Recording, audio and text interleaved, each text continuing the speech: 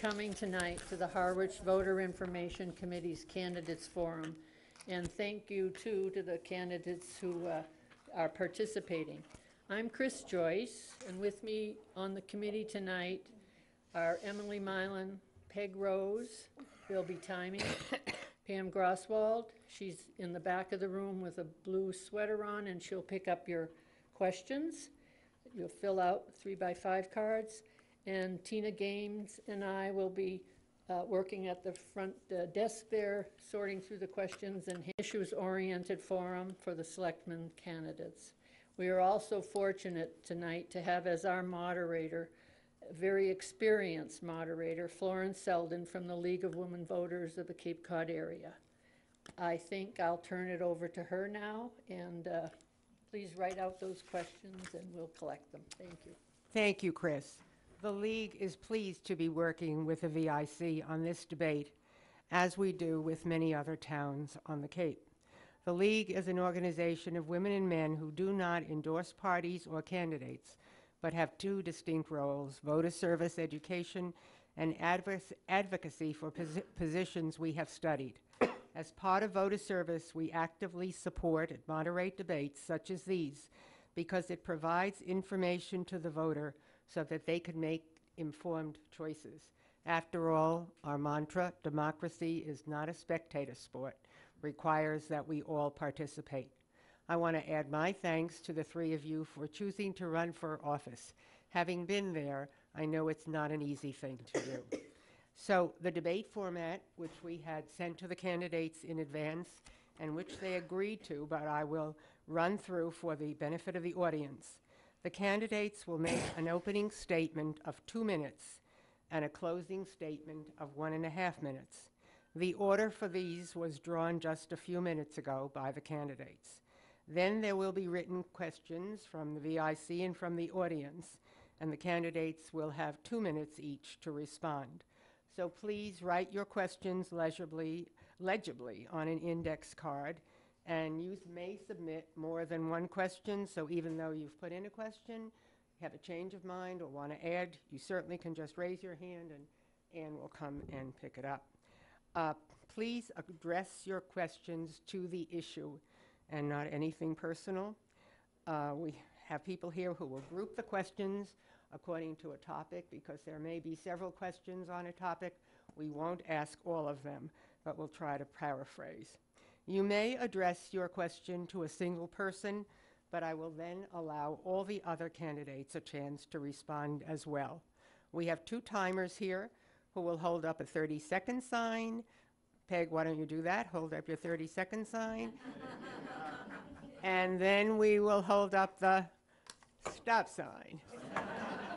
And I will let a speaker finish a sentence when the stop sign goes up, but not a paragraph. And so finally, hold your applause till the end, and I will certainly give you a chance then.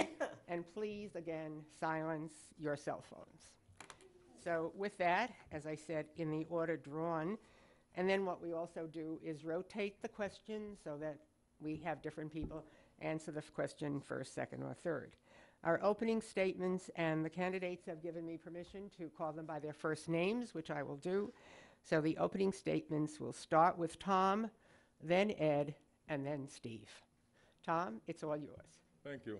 Hello, I'm Tom Sherry, and I'm running for the Board of Selectmen. I'm running because, as many of you, I'm tired of what's happening to our town. This business as usual has got to stop. It's time for a change. Too many times in town, projects are oversold and underestimated in cost, and then we, the townspeople of Harwich, are left scrambling to come up with ways to fund the shortcomings of our elected officials. I have over 30 years of commercial and industrial construction, working, running, and estimating multi-million-dollar projects. I know what it takes to run a project, and our town is not being properly represented in these big projects. The townspeople need to be told up front the true cost of each project and why we need it and how it will benefit us. And we, the people who are picking up the check, need to know this. We're paying for it. We need to know what's going on. Availability and accountability are my watchwords. My proven track record of preparing the next generation of tradesmen to take their place in the workforce speaks to my confidence and dedication to the future of Harwich and Cape Cod. Over 90% of the people I teach electrical, also for the state, for guys going for the journeyman's and master's license. 90% of my students pass the first time through. I have confidence in the fact that we're going to have a future in the Cape. I just want to make sure these people can stay here.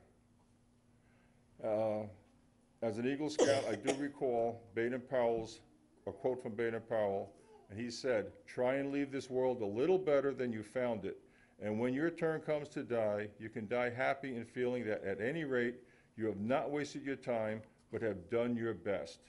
I will strive to do my best for the town of Harwich." Thank you. Thank you. Ed, you're next. Hello, my name is Ed McManus, and I first want to thank the Voter Information Committee and the League of Women Voters, Florence and Joyce, for putting this together and inviting us to come and address the voters. As you know, I've served as a selectman here in Harwich before. I've served actually in many roles in Harwich on a variety of volunteer boards and committee. In that time, as a selectman, I've brought to town meeting several large construction projects. Those projects that I brought to town meeting, we had bids, concrete bids, before we presented them in town meeting, and that's the way it should be. This is a practice of bringing capital projects to town meeting without that surety of what the actual price is not a good practice, and one that I've never supported. In serving as a selectman most recently, I wound up as co-chair of the high school building committee, and as you know, that project came in under bid and on time. It was originally bid out at, or costed out at $65 million. When we accepted the bids, the bids came in at $59 million. The final construction cost hit that target, and we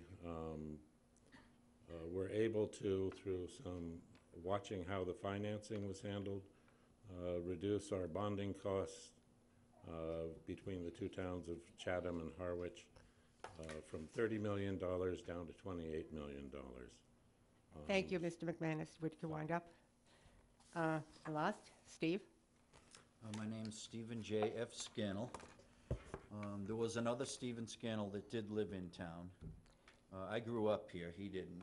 So if there's any confusion, there was some identity confusion. The police had me detained for a while there. But I wouldn't want him to get any confused with me, you know. That wouldn't be fair. And did we all know that Saquatucket at one time was the #1 port for lobster landings on the East Coast? This is what I was told. And back then, when I was a fisherman, a young fisherman here in Harwich, it was the offshore lobstering that put us to the top.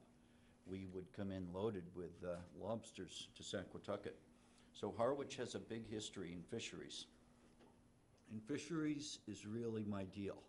In my whole life, I've worked toward fishery issues. And I have been hated by fishermen because of that, hated by maybe the rich, you might say, that don't want the waterfront to change, but I'm a real fighter. So if you want a fighter for fisheries, I have major plans for Harwich. So I grew up in the fishing industry, boatyard work, went to Nantucket for 20 years, and then did fishing, commercial fishing of all kinds, truck driving, bus driving, you know, labor work, boat building. Then I came to Hyannis and I went into the social services. And that's a whole nother story. I was diagnosed mentally ill and I said, I'm not mentally ill. And they said, anyway, it's a long story. It was a punishment for my political work. And if you want to know about that, just read Yankee Magazine, April 1992. That kind of sums up the story there. So I've been around politically. I've had 4 out of 7 town meeting articles pass under my belt, and all controversial. Thank you. We'll start the first question with you, Steve. If elected, what specific area of town government would you like to focus on? And what are 1 or 2 areas that you believe need the immediate attention of the Board of Selectmen? And you have 2 minutes to respond. We should really jump on this, I call it, this is my label for it, the Andrews River Footlong Shanty, and that is the snack shack down at Saquatucket. These kids can be given a huge boost in life and be given a good education in marine technologies, etc. And that includes fishing, sailing, everything to do with the ocean, the blue economy. So we need to get the kids energized. I think the tech school had a program for fisheries many years ago and it fizzled, and I think the reason it fizzled was because there is no equal opportunity in the fisheries.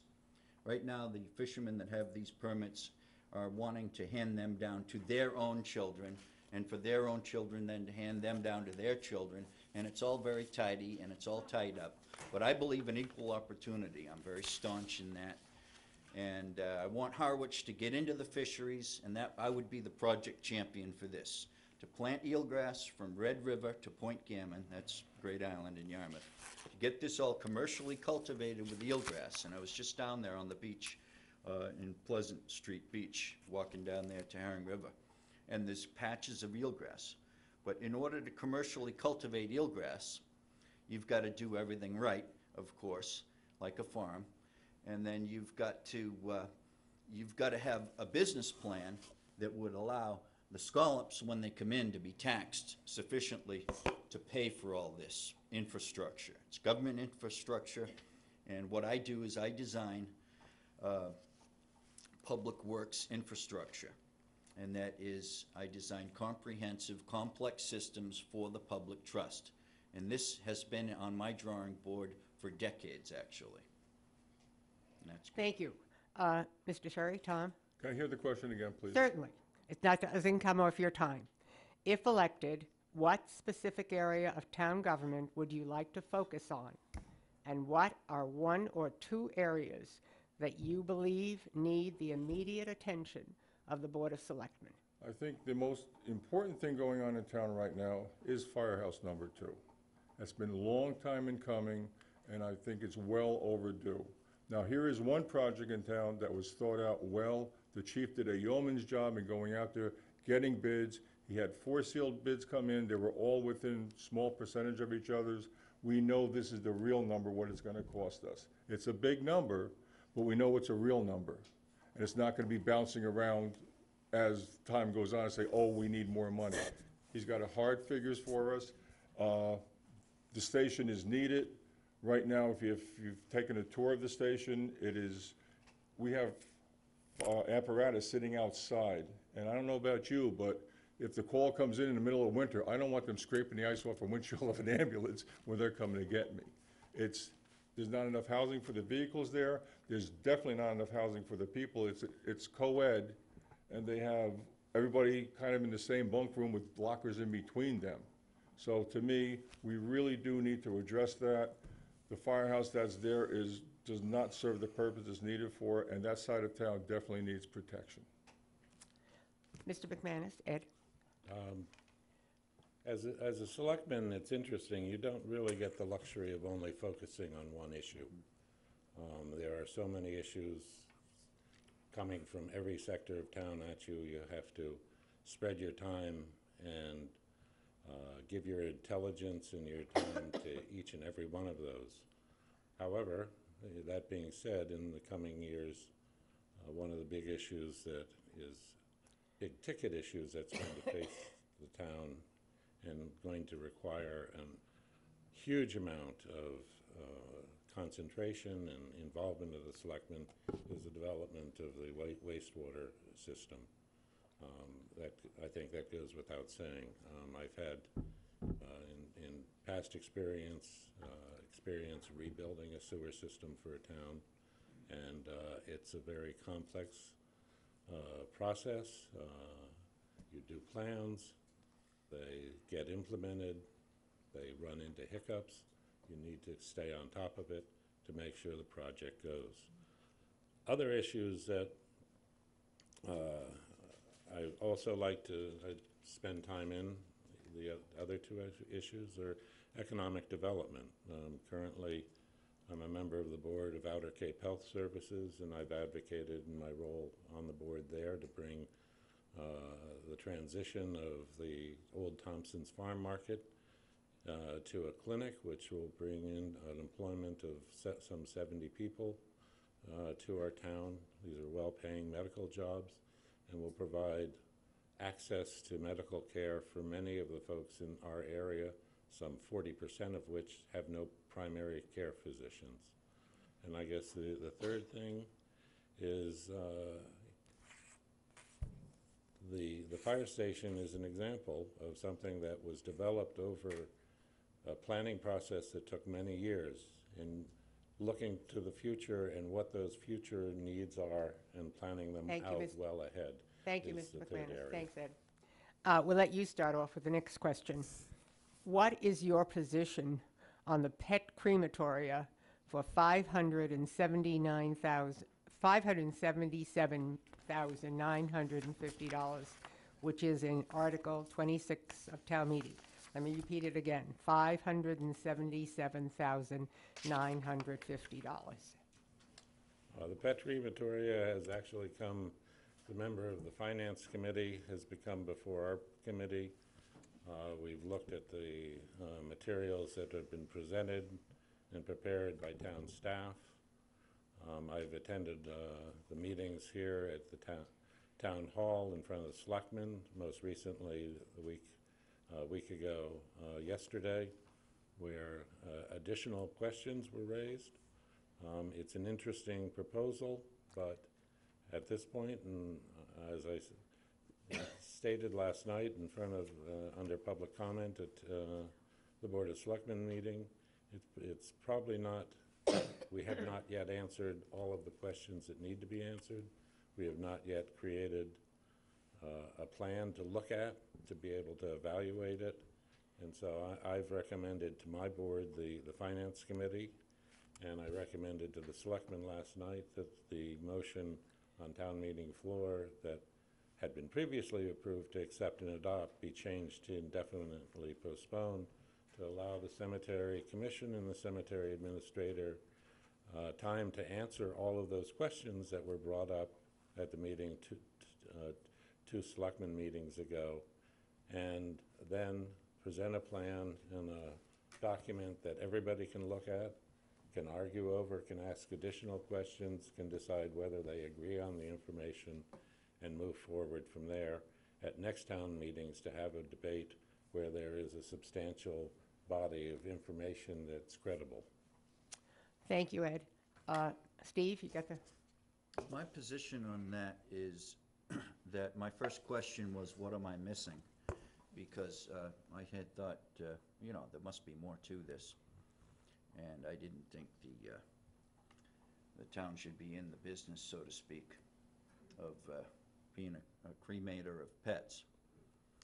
And so I think it's a case of taking another look at it. I think Ed probably hits all the right nails. You know, you got to reconsider sometimes when something comes down the pipeline, and it, you know, a lot of people are excited about it, and it kind of looks good. And then you take a better look. This is a common thing, and then you get kind of close to town meeting, and people get really serious about, you know, the particular issue, and the plug gets pulled. Well, that's a very common thing, and I think this is what happened here. I'm not startled by it, but I'm kind of a libertarian, sort of. I'm kind of a conservative, and it is getting into the business. And along those same lines, the snack shack might be getting into the business of business. And so I would say no to that generally, although there are some exceptions, like the sea farm would be the exception. You plant eelgrass and you're in the business of running a sea farm because you own the property, basically, and that's what you should do with that property. Now, taking another look is what we're gonna do, I guess. That's a good thing. It's not a bad thing that we went down this road and, and we found out, no, we can't really go there. We can't do this right now. There may be some mistakes were made, but that's fine. Your chairman of your Board of Selectmen summed everything up properly, I thought. I was here for some of these meetings. I think everything's going swimmingly and nothing to be too caught up with.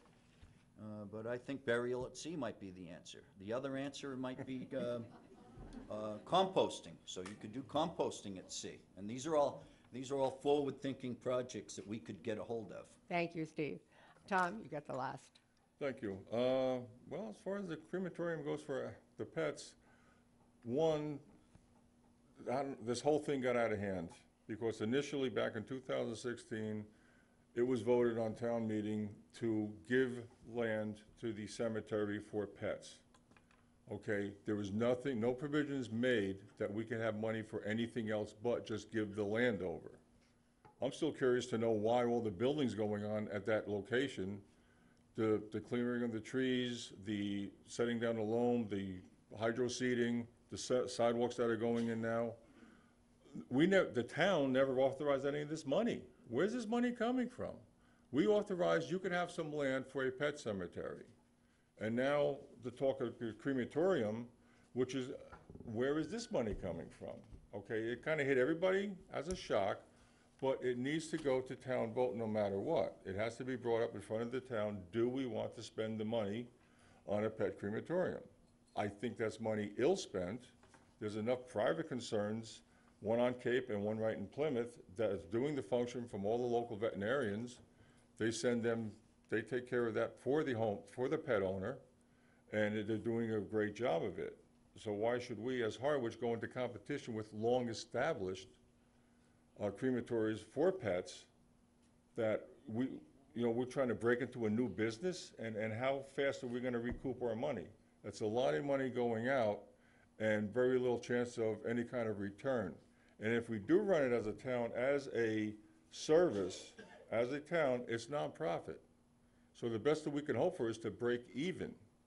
So it is not a chance to make money, and how long is it going to take us to pay back all this, $500,000 on the crematory? So. Okay, thank you, Tom. And you got the next question. Oh, It kind of okay. came up. Do you support using the $1 million grant for the harbor to build the snack shack, or to reduce the $3 million cost to the town for the harbor project? Good question. Do I support it? No. We voted for the land side for a $3 million budget to build the project. We were promised a whole laundry list of things that we were going to get. We were going to get the maintenance shack. We were going to get the harbor master's building. We were going to get 6 rented seasonal shacks for artisans, a boardwalk, and the snack shack. That was all supposed to be part of the $3 million. And we ended up with a $1 million grant. Hooray for the town. To me, it should be used to spend back the debt that we've incurred for the taxpayers. When we did the water side, it was a $7 million project. It's ongoing now. Head down to the Saquatucket, you see what they're doing now. The docks are going in. It's a $7 million project. We had a $1 million grant for that project as well, which the town did use to pay down the debt. So why can't this grant that we got for this project be used to pay down our debt? If they told us they could do the job for $3 million, then they should do the job for $3 million, or we, the people who hold the purse strings more or less, it's our money, why don't we know why it's going to cost over $3 million? Thank you. Ed? Like Tom said, at last year's town meeting, we voted to do a project at Saquatucket Harbor to refurbish what they refer to as the land side. Previous year, they did the vote for the docks and the piers and the water side improvements. It included a lot of things. When they went out to bid, the bids came in excess of the of what was voted to be spent by town meeting. the harbor master looking at that, wanting to complete the project that had been presented at town meeting, went to the Seaport Economic Development Committee and applied for a grant. I know he asked me in the process to support him in that. I sit on a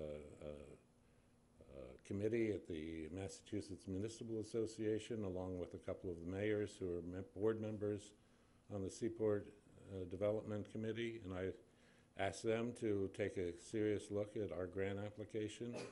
It would be important to receive a grant to be able to complete the project as originally presented, and that's the basis on which I lobbied them to take the grant at this point and use it not to complete the project as originally approved. I don't think is being on the up and up with the granting agency.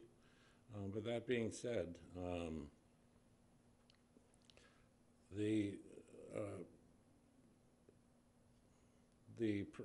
project that we're doing down there, given how we have structured our charges at the marina and moorings, the waterways charges raises enough money to pay for the Can you bonding please sum up? cost without having it go on the tax rate. If the town treasurer would only structure the Thank debt you. that way. Thank you. Steve? That's a really good point, Ed, about, things like enterprise funds, et cetera. You've got a going concern there. Saquatucket Harbor brings in a good amount of money. And that is how enterprise funds make a town prosper. So that's a good thing. We got a lot going for us. We've got some waterfront. We're not Chatham, of course, but we've got some waterfront, so we need to use what we've got to the utmost. So I see that area as a real area of future for 2 herring runs with parks, with walkways to the fire department at Bank Street, what used to be the fire department. I see a community boat shop building boats at that fire department, the old Bank Street Fire Department. I see the kids working at the Andrews River Footlong Hot Dog, as I call it, the snack shack. And I can see all these schools on the Cape having a marine technologies educational program where they get to use these boats that these kids can build and other people can build these boats. I've been a boat builder on Nantucket, and we built very fine boats that are still being built. These particular boats are Sanford Boat Company Illyrians, are 26 feet, and I would recommend these boats for our kids, and that we can build them and I can help. I've built them before. For the $1 million, vote yes, of course. Take the $1 million. That'd be crazy to do otherwise. But I really see this Downey property at Saquatucket as a real area of significance for Harwich, being that it does have the Andrews River and the Cold Brook and the cranberry bogs in the back and beautiful walkways so that wheelchairs can go on the walkways, etc. Raised up above Mother Nature, nothing like pavement,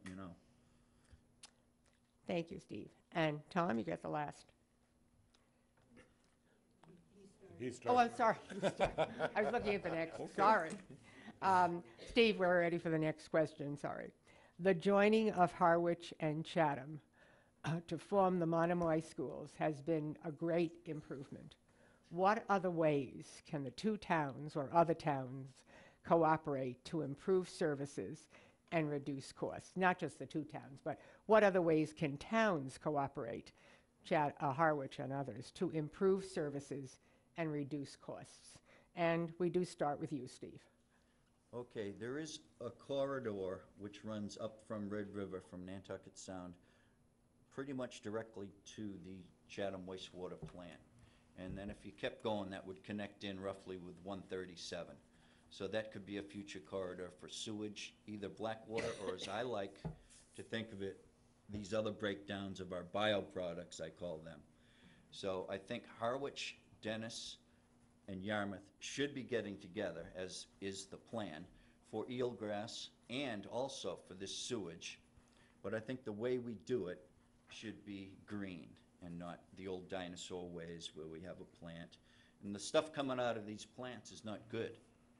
It is not good. Everything that goes from CVS to your home, that goes down the toilet, these endocrine interrupters, and the fish will turn from a girl to a boy. You won't have any fish in a pond. If you put this stuff that comes out of these plants back into the Mother Nature, it's a killer for Mother Nature. So Chatham did what it thought was the right thing. I tend to disagree. I think we need green systems. I think Harwich, Dennis, and Yarmouth should go with the green biotreatment.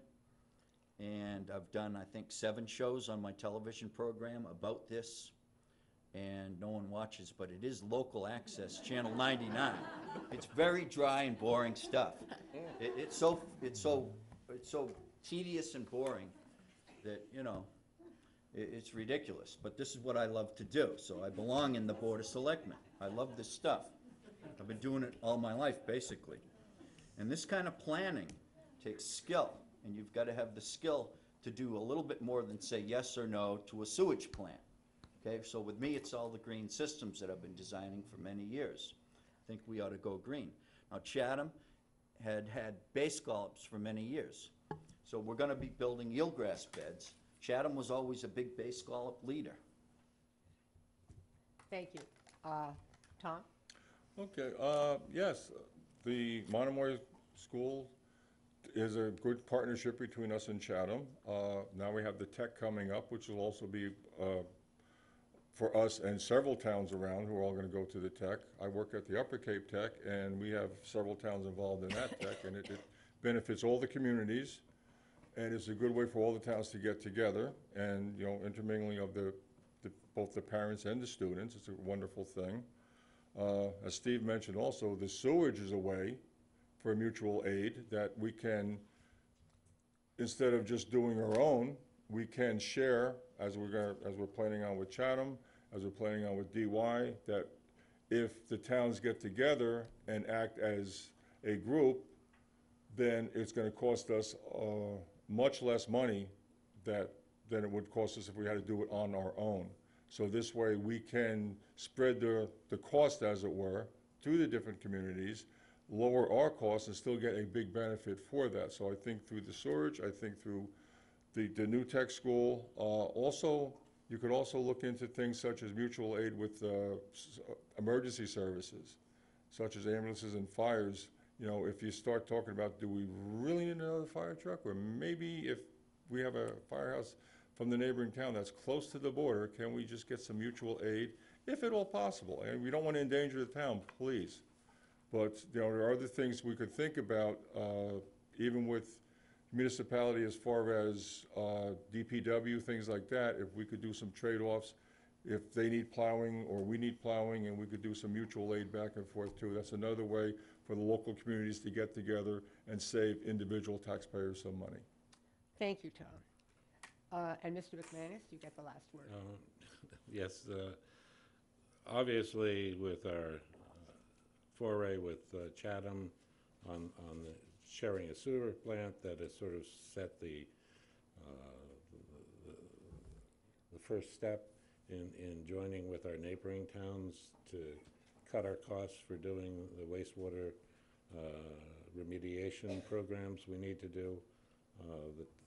Our town board of selectmen is very supportful of doing that again with Dennis and Yarmouth to cut our costs, and I think these are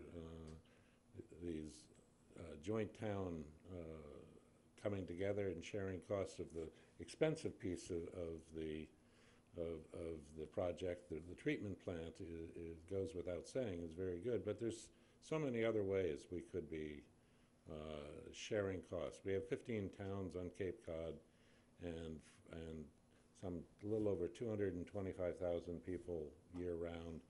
Why do we need 15 separate of everything? I know you look at the fire department, when we were initially looking at the East Harwich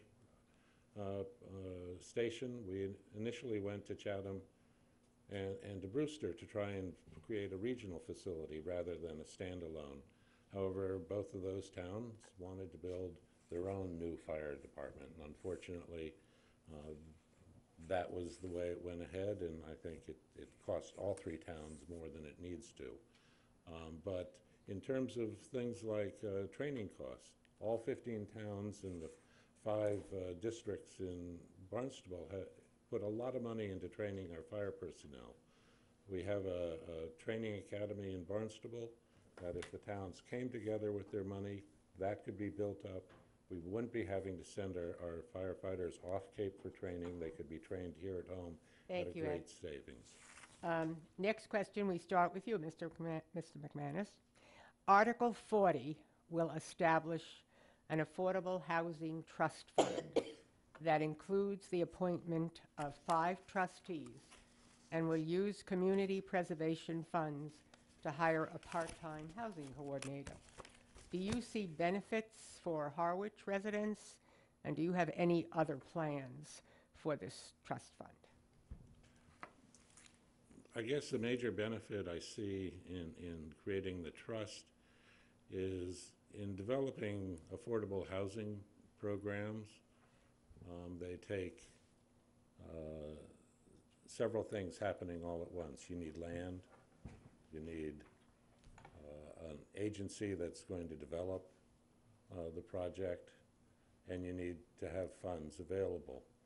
I see the trust's major role because a lot of those other 2 aspects and all of the funding and application deadlines don't necessarily run to the tune of the town of Harwich's annual town meeting approval cycle. You need to have the ability to put in a local contribution of $50,000 in December, and sometimes you need to be able to respond to that quickly. A number of years ago, with the Community Preservation Program, we voted to place $250,000 unspecified with the Housing Authority for them to be able to expend as needed as projects came up that needed that quick response. It acted as seed money, and it is responsible for developing several of the projects that we've been able to bring online and be providing housing in Harwich today. But that wouldn't have happened if, in many cases, you had to wait 9 months until town meeting came up for an approval. The ability to access that funds by approval, the process there was it needed to be approved by the Housing Authority, the Board of Selectmen, and the Housing Committee before any funds could be expended. And I think that was a good process. The Housing Trust will be another good process. Thank you, Ed. Steve, you're next. Thank you. Yes, definitely go forward with the trust fund and this Article 40, because if you want to be controlled, then just vote no, and that won't be good for Harwich. You've either got to go along with some of this stuff that comes down from the state and federal government, or else. And you don't want to be controlled and be at the mercy. You don't want the town at the mercy. As I was saying at the Board of Selectmen meeting the other day, someone comes along and you're not looking too good with your housing situation, and you're not measuring up, you're going to get penalized pretty badly. And then you're probably going to end up with some pretty cheesy developments that you had no control over because you didn't do this. So I believe strongly in cluster zoning, and I'd like to see more cluster zoning. Perhaps you set aside some conservation land and build dense in a village, etc. But it's all about control, and we have to have and maintain control. And if we don't, then we get controlled. So that's basically it with this trust fund article. So I say definitely yes, vote for that. And otherwise, you're going to get cheesy developments coming in. You'll be at the mercy of some of these state and federal regulations that are pointing us, rightly or wrongly, in this direction. about the low-income housing. And we really have no choice if you want to use common sense here. That's all. Thank you, Steve. Tom, you're last. Okay. Affordable housing is one of my favorite topics, I guess. The fact is, again, as I said, I'm training craftsmen to take the place. The average electrician right now on the Cape is 57 years old. Okay, we're phasing out. We need people to come in and take our place, because go try to get a plumber and electrician today, okay? We need the young guys to step up and take over for us, and if they don't have affordable housing, I'm training them. They're moving off Cape because they can't live here. So that's a big deal right there, that they need the affordable housing to come in here. Part of the deal with the Saquatucket Landside project was that the Bank Street property, which was the old maintenance shack for the harbor master, was going to be turned back and be, sold for whatever reason. A nice thing for that property would be if they did turn that into an affordable housing project for some of these up-and-coming tradesmen, some of these kids coming up who trying to get jobs and they can't afford to live here. You have generational families, third, fourth, fifth generation, and if you talk to anybody who's been in town, and they'll tell you, oh, well, one kid still lives on Cape, but the other two had to move off. And that's a shame. People who have founded the town and their kids don't live here anymore. So affordable housing is definitely a big ticket. It needs to be addressed. We need to find ways to work around that and keep our young people here on Cape and here in town and make them a viable part of the community. Thank you. Mr. Sherry, you get the next question. Oh, boy. As a municipal leader, what will you bring to the table to mitigate the rising tax burden on our citizens? And do you have any creative ideas for increasing town revenue? Okay. I'm glad I get to start with the easy More than, ones. more than 2 minutes, right? It's not so much as what I bring to the table, it's what you people bring to the table. As an elected official, need to be open, need to work with the public, be forward with them, be upfront with them, let them know what's going on, pick their ideas, what would they like to see. We need to work together, because I could have ideas, but you people have to vote on it. So it's not what I want, it's what the town wants. So I need to get to the point where if I get ideas from the town, and then we could work that into a proposition that this is what the townspeople want, then by all means, this is the way we're gonna go. Because no matter what I choose, if you don't want the idea, you're gonna vote me down anyway, so we need to work together as a group. So I don't think there's a miracle cure for, bringing up, and, paying off their burden and working everything together. There are projects to think, how much land do we really need in conservation, and how much land can be used for, we could sell off and use it for taxable land that people are gonna build, and we'll have a tax revenue on that land.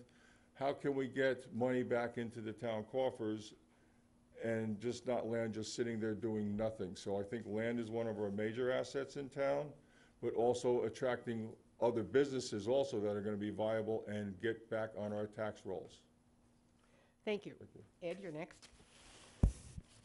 There's quite a number of things that can be done to lessen the impact of increasing costs on town citizens. The last time we had a sort of a budget meltdown in 2005, I was a selectman at the time, and I instituted, along with my fellow selectmen, a operations review task force. And many of those things that the task force came up with, policies were enacted to control how free cash was spent, not to use it on day-to-day expenditures, but only to use it for capital items.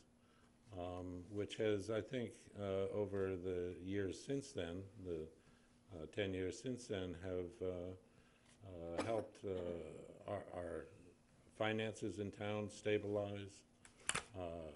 We haven't had to ask for a large general override for municipal services, as many of our neighboring towns have had. We've seen our bond rate go up, and we've increased our stabilization funds.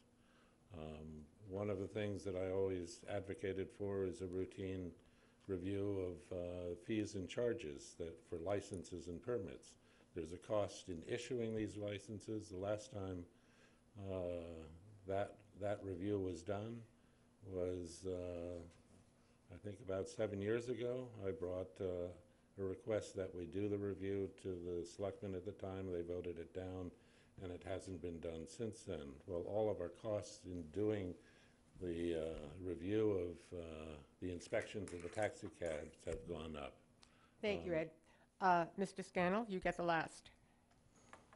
Well, town meeting is, of course, the top dog in town government here in Harwich, which is a big change for me coming from Hyannis, and I really didn't like it. I love the town meeting form of government. To keep the tax burdens down to the question and to be a good municipal leader, I would say buy land. My dad was in real estate, and he was also a planner, and that's what he believed in. He raised me, that's what I believe in. I'm long-term for Harwich values, property values especially.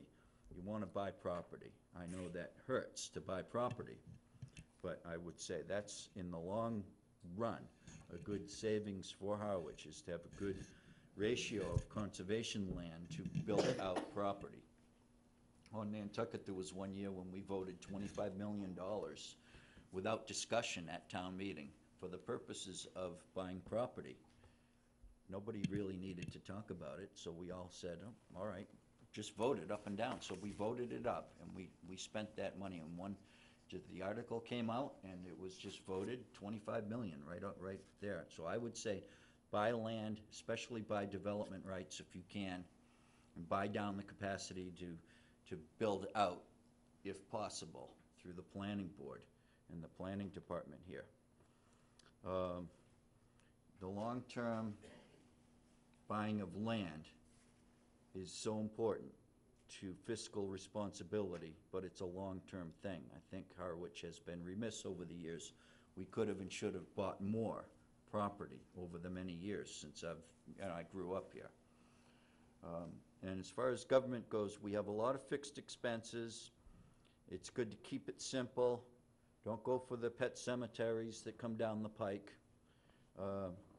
Good pay for government workers is okay. If you are keeping it simple, then you can afford to pay. Please sum up. Oh, sorry. That's okay. Thanks, Steve. The next question actually goes to you, and it's a follow-up to the current one.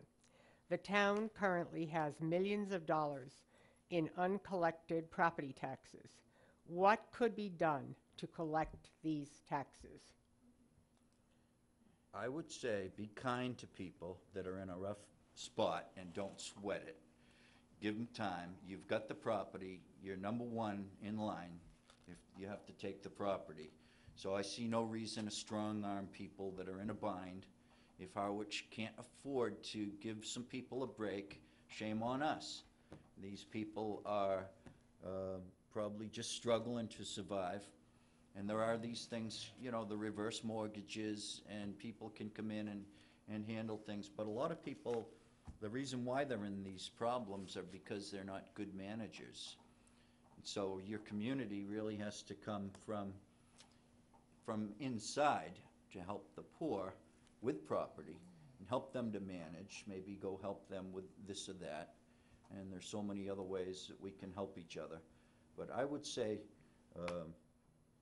be kind and don't do much arm twisting if we can help it, and bite the bullet. It may cost us a few bucks, but I don't really think it's going to cost us anything, just to be kind and gentle, and people are gonna shape up sooner or later. And you've got the property. If you've got so much of a tax debt that it goes beyond the real estate value, then you might have some issues. Other than that, I would say be kinder or gentler on this particular issue. Thank you. Thank you, Steve. Tom? Well, that's, part and parcel what we've been talking about right along here. Some families are land rich and money poor. They own the land, but the fact is too, that they owe the town taxes. They owe, if they're living here and they're owning land, and not, if they're that land, land rich and money poor, then they're not making anything from the land. This land can be turned into a more viable use. So perhaps through zoning, they could sell off a portion of it, pay their back taxes, and then we could take some of this land and again, turn that into some of maybe the lower income housing, or affordable housing, that we can work around that, something like that. Because the deal is, if you owe taxes, I owe taxes, I pay them every year. I'm sure we do in the room. And not to foreclose on our neighbors, but the fact is that if they own the land, is there some way we could subdivide? Is there some way they could get out from under without being foreclosed on? Because the last thing I want to do is to foreclose on somebody and take their land away, especially if it's been in the family for generations. But is there some way we could rezone and maybe take a partial in payment, and then that could be to the town could purchase it and turn that into affordable housing? Thank you. Thank you, Tom. Ed? Well, a lot of the parcels of land in town where there are unpaid taxes on, there's currently no viable owner identified. You hear about owners unknown property. One of on our this year's warrant, we're a proposal from CPC to buy a piece of property off of Hawks Nest Road, the Jonah Eldridge property, and the price of it isn't to purchase it because the town will take it by eminent domain, but it's to clear the tax debt that has built up on the property, because there's no known owner that's in town that is paying the taxes. And you find that around town a lot. There are parcels where people are living in their houses that are struggling with their taxes, and we have a very fine board of assessors, and they work with those people. There are a variety of property tax exemptions that they can qualify for if they're a veteran, or if they're low income, or if they're infirm and disabled, that can help them out so they don't fall behind in their taxes, or their tax burden can be deferred until the land is inherited by the next generation for them to pay off the taxes. But that's most of that millions of dollars of unpaid taxes is not due to people actually living in town not paying their taxes. It's because we have this large amount of land that we have no known owners for. Thank you, Ed. If you have any questions, either follow-ups or additional ones, please raise your hand. There's still time to get them in. If you need a card, I think Dan will get it to you. Ed, we start this round with you. Retail sales for marijuana. Describe your thoughts and position regarding retail sales in Harwich.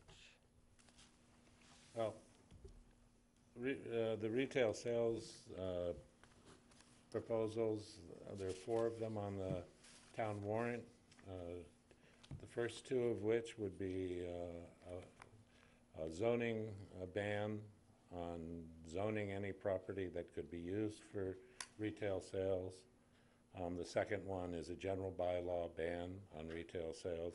But I think it's important to point out that it's not just retail sales that are being banned in town. The Cannabis Control Commission, which has been set up by the state, is going to be issuing 4 separate licenses. One is retail sales. The second is testing laboratories. The fourth is manufacture of the cannabis products, and the fourth is cultivation. And so the way it's been structured, that we're being asked is to ban all of that. Now, I can understand a community not wanting to have a pot shop on Main Street. You know, it doesn't have the wholesome American small town image that I think we're trying to create here. But on the other hand, we also worry about our young people having viable careers here. If we had a testing laboratory on Queen Anne Road, hiring 10 to 15 lab technicians at a fairly good wage, I'm not sure that would be detrimental to our town. Similarly, if there was a food manufacturing plant, also because of the intense quality control that's being required, those are going to be very well-paying jobs. Those are you know, it's sort of what's being proposed. I think throws the baby out with the bathwater. Thank you, Ed. Steve? Well, drugs is one of my specialties since I did live in Hyannis and was a member of Bay Bridge Clubhouse for many years for the psychiatric care. I went into that whole thing thinking I could probably redesign the whole of social services, and I think I have done that. It's called a town nurse-based system. We do have some misconceptions about the drugs, and I think the biggest problem with the drugs, with the marijuana in particular, is that you have to agree to share the road with people who are high on grass to be going along with most of this stuff. Now, I don't mind growing the pot at home if you're on doctor's orders or if it comes to that, but I am opposed to the drugs, the marijuana, cocaine, heroin. I'm opposed to all that stuff because we taxpayers are going to be paying for people to go into these programs later on once they crash and burn and can't even work. They'll be signing up with the government for the handouts. And October 26th, 1975, I committed vehicular homicide, high as a kite, down there in Harwich Port at the corner of Snow Inn Road and Route 28. It was a horrific crash. I was 100% at fault, and I kind of weaseled my way out of it, and I didn't get jail time. That wouldn't happen today, thankfully. You know, such a person would be thrown into jail. So I apologize, but you can't really. You know, it's too late. So I would say no. Thank you. All this stuff, it's just horrible, and I'd oppose it with every fiber of my body. Thank you, Steve. Tom? Okay, the marijuana ban, we don't need marijuana in Harwich, okay? Big fan of the ban, okay? Just, we don't need it. Ed, great suggestion by Ed, if we did like a research center or something that we could do some testing and work that way and put some jobs on the books, that would be wonderful.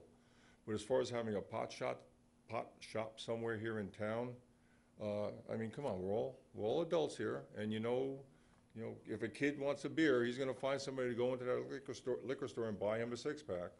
And you don't think a kid's gonna find some way to get somebody to go into a pot shop and buy him some pot too? It's just something we don't need in town. I don't think it's a right thing to do. It may be legal, but I don't think it's right, because how can they've yet to find a way to control it. Now, if somebody's been drinking and driving, there's tests to find out that they're driving under the influence.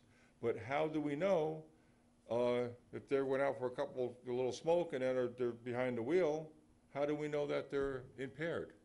There's not conclusive tests to know. You could test them for THC, but how bad were they at that time? We do not need marijuana on sale in town. And if you think of town, come summertime when all the tourists are here, do we want a whole bunch of teenage tourists running around our town heading to our pot shops?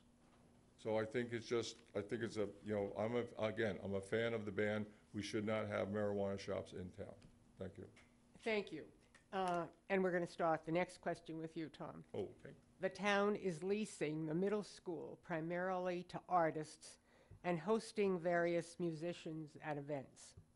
At 2016's town meeting, voters were asked to have patience for 2 years in order to determine the feasibility of possible uses. Last week, the Board of Selectmen voted to extend the trial for another 5 years. Do we have a position on uses for the school and when the taxpayers should expect it to support itself? Question to you, Tom. I think Carolyn's doing a wonderful job. The last few reports she did give to the Board of Selectmen she's all future positive. It's all great. A lot of the rooms are rented out. She has a lot of events upcoming. I know the Cranberry Festival, we're trying to get the summer series of concerts going in there. I think it's gonna be working. It's a great use for a piece of property that the town originally got, just looked down on and said, what we're gonna do with it. And now all of a sudden, we have a piece of property that people are using, people are enjoying, and she's starting to make money on rentals of some of the rooms. If she gets the kitchen going, which it was, it's a school kitchen, she's talking about doing various cooking programs in there, putting out you could be selling foods for the people, the vendors who are renting spaces. It's a great place, and I think she's just turning it around and giving it a little bit more time. I think it's gonna turn out to be a major asset for the town. Ed? Yeah,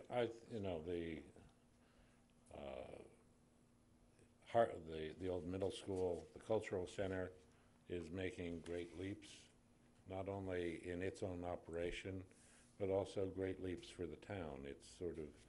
The town has been accepted into the Mass Cultural Council Compact Cities program, largely on our investment in establishing the middle school as a cultural center.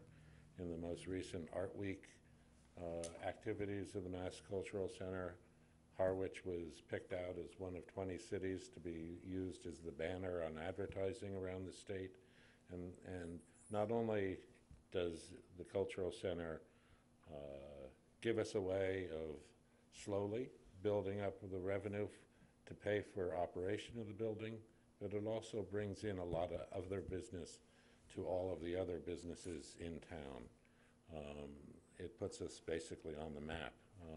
I've been working with the Cranberry Festival to host a number of musical events at the center. We're hopefully doing a 6 or 7 event music series this summer, which I think will bring a lot of notoriety to our town and to the center and give it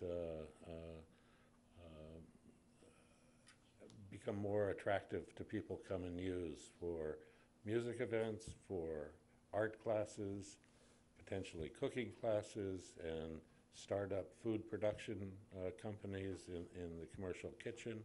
So I think it has all the possibility. A friend of mine says, well, it's not the Yarmouth Cultural Center. Well, the Yarmouth Cultural Center has been in business now for 9 years, has had a ton of money invested by the community. Give us a couple of years and we'll get there too. Thank you, Ed.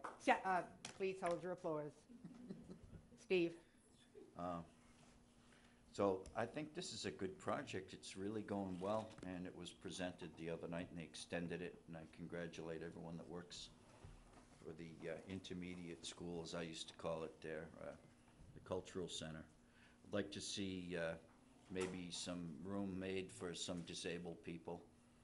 Cove Clubhouse is my clubhouse up on the hill at Kildy Hill, and maybe we could get some space in there and do some manufacturing of some kind. Maybe build a part or two for some boats that the sailing people can use, high school sailing programs that might fit in. There's a lot of things that might fit in and fit in very well. You might think of it as a frill, but hey, maybe we have some frills that we all like. There's nothing wrong with that. I think this is well in control, well in hand, and it's a good project.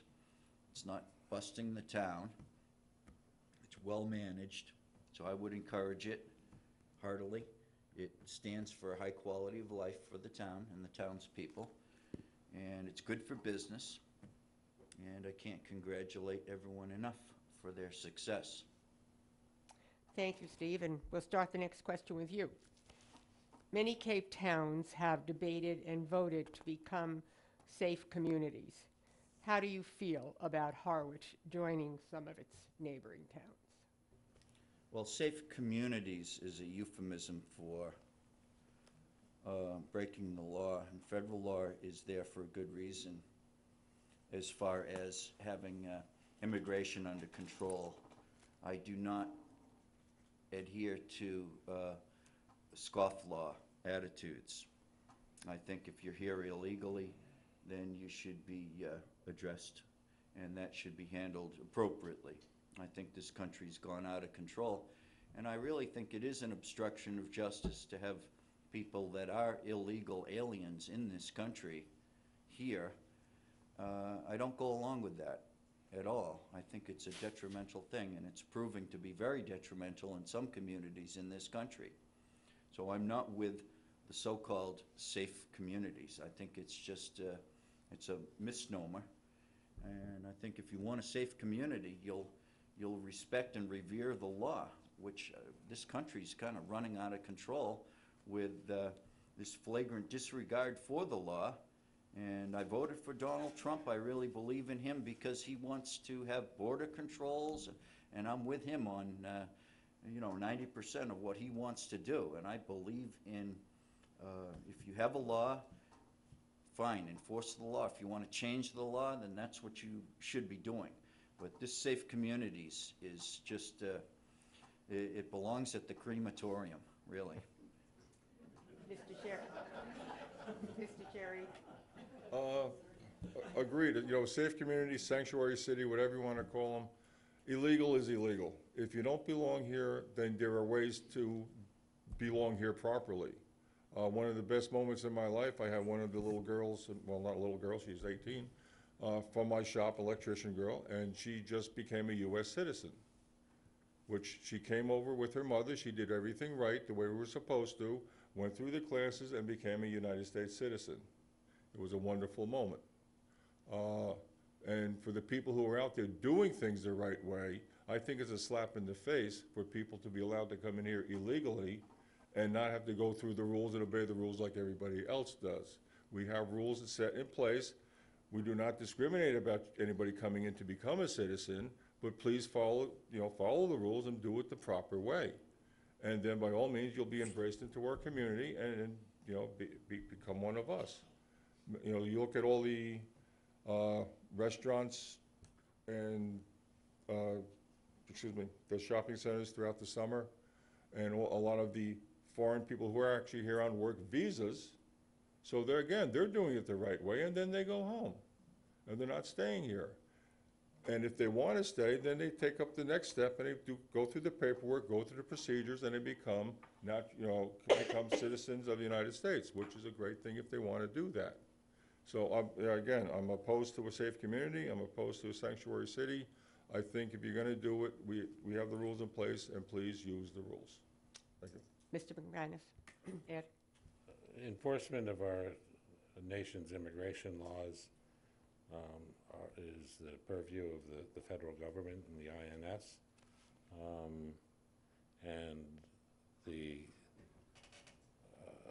From time to time, they identify someone who they've identified as being here illegally, and they have identified as having done something criminal, and occasionally they will come to a town or city and ask them for assistance in arresting that person, and I think that's a fine thing for towns to do. I don't think, though, that our town needs to get in the business of doing sweeps of areas of town looking for illegal aliens. We have our own town security needs that we need to maintain. We can provide assistance when the federal government comes in and has folks that they've identified that they need to pick up, and I think that's fine. But to make it, for us to take over the enforcement of federal law solely on our own, I don't think is really what we as taxpayers pay our police to do. We pay them to keep us safe, to do traffic enforcement, to investigate burglaries and crimes and those sorts of things. Thank you, Ed. And this will be our last question, and we'll start with you first, Ed. The Brooks Library restoration has been going on for a number of years. This is a historic building that continues to deteriorate. What would you do to get this project completed?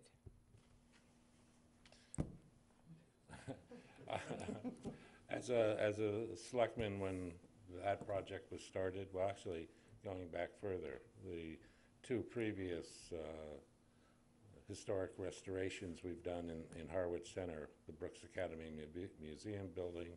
I was chair of the Academy Museum Committee when that was started, and we went through that and did it. We agreed that not only did the decaying front facade need to be repaired, but the area around the building needed to be restored to its original state. It was done through CPC. We went then to the across the street to the old Youth and Rec building, the old Central Harwich School, and we stripped the vinyl off of that, redid the existing siding, redid the windows, and that. We didn't make a big deal about it. For some reason, when we got to Brooks Academy, the library, it became a debate over whether restoring the exterior fabric of the building was actually historic preservation or just maintenance, and whether it could be paid out of CPC funds or it could be paid out of town, should be paid out of town maintenance funds. We wound up getting talked into doing a fancy study on on historic preservation needs, and the price tag, which was originally set at about $150,000, has blossomed up to $700,000-800,000, and that was something I was opposed to at the beginning. It's just scraping the paint, collecting it safely, watching out for the lead issues, and painting it. That's all it really needed. Thank you, Ed. Steve? Thank you. Perhaps we could hire some illegal aliens and get the job done cheap. Well, I think you want to use good quality materials, cedar and redwood. You know, you want to get away from the fancy studies, and any delays in maintenance on an exterior of a building is tantamount to a waste of money. You delay with time, and the water gets into the wood, of course, and then you're looking at big money. You were chairman, I guess, and my dad, way back with Barbara Doan as a librarian, he was chairman of this building committee for the Brooks Free Library. And he could really make things happen and get things done. So you basically need people in town that are good at project management, like Tom, who can say, okay, we're gonna get this job underway and get it done and not have delays. You need someone that's gonna push a project like this, because time delays are gonna rot the wood in the exterior. So, you know, if we wanted to be ridiculous, we could look at each other and say, you know, would Chatham do this? Would Chatham do this to their beautiful buildings down over there in Chatham? You know, we need to shame ourselves once in a while and spend the money and maintain a building and not let it go. So that's all. Tom? Well, good points.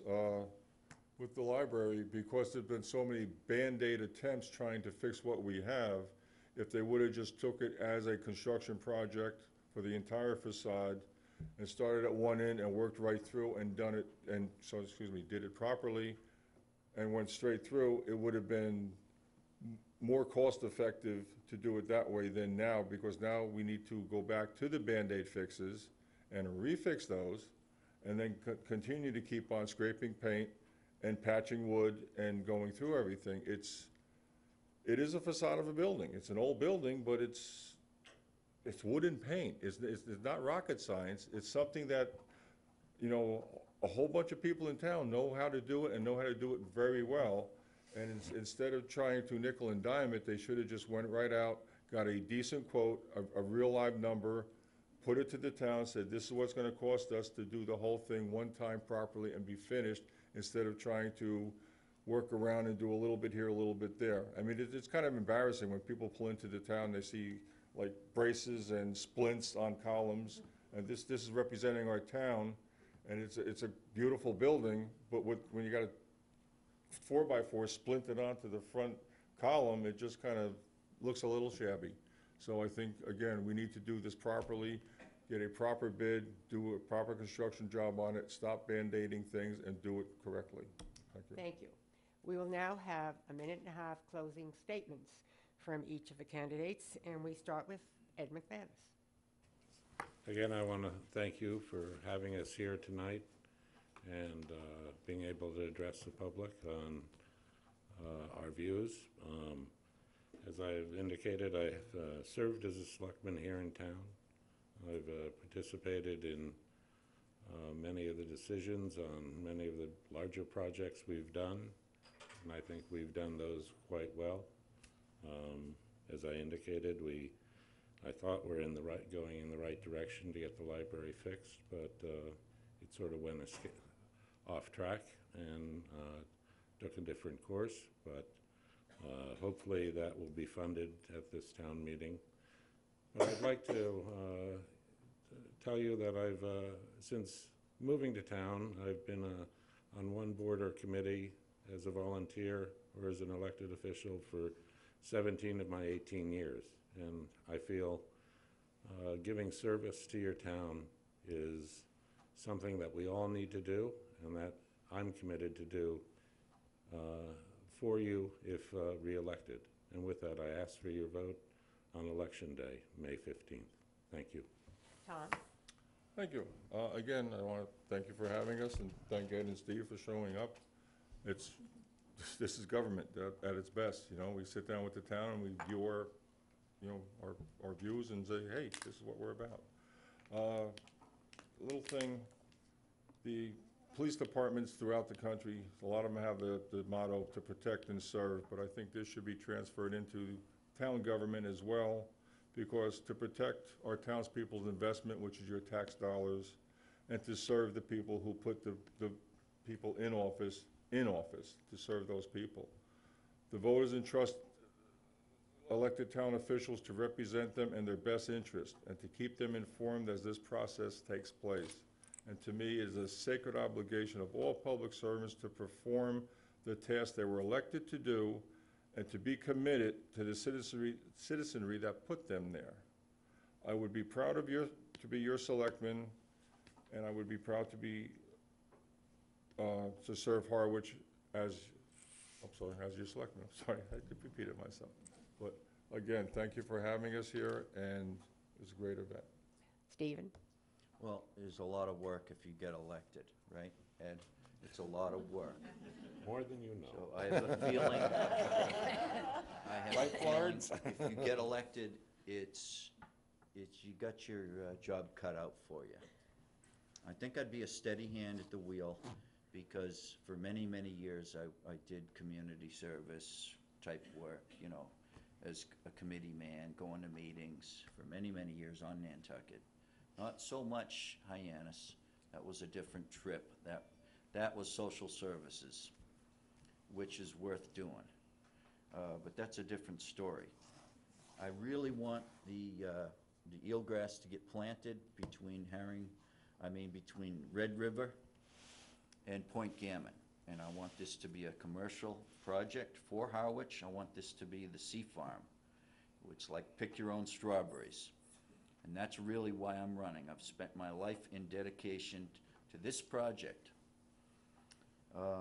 The other night on the Board of Selectmen, they had a motion to reconsider. Everything was done perfectly. You've got to know the rules of government, and I do, basically. I know the rules, and I watched that motion to reconsider. It was pulled off without a hitch. Everyone kind of knew what they were doing, the chairman especially, but the other selectmen too, and that's good. You got to know the rules if you're on the Board of Selectmen. So I've been to some different places. I've worked at the Nantucket Marine Laboratory, Please sum up. and Okay. I want to thank the three candidates because I think they have done what is expected in a democracy, that there will be a contested election and that the voters will have a choice. And so now you can applaud.